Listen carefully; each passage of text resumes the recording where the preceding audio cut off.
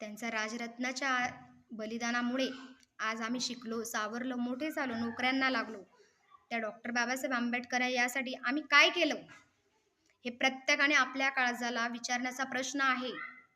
शेवटी बाबा, बंगली आणि एकताही संपली. हो, कथा. कुणी नाही इथे कुणाचा राहिला. एक तुकडा इथे, एक तुकडा तिथे. भीमाच्या तुमच्या काळजामुळे आम्ही पाहिला. ज्या दिवशी डॉक्टर बाबासाहेब आंबेडकर यांचा मुलगा राजरत्न याचा अचानक मृत्यू झाला, त्याच दिवशी डॉक्टर बाबासाहेब आंबेडकर यांना प्रथम गोलमेज कॉन्फरन्ससाठी लंडनला जायचे होते. मोठा भाऊ येऊन डॉक्टर बाबासाहेब आंबेडकर यांना म्हणाला, भीम तू कुठे चाललास आहेस? राजरत्न आता राहिला नाहीये. राजरत्न आता राहिला नाही. बाबासाहेब सुन्न झाले. काही क्षणातच स्वतःला सावरून बंधूला म्हणाले, आज जर मी लंडनला पोहोचलो नाही तर आज करोडो अस्पृश्य पिछडे लोकांच्या अधिकाराची गांधी अँड कंपनी हत्या करेल.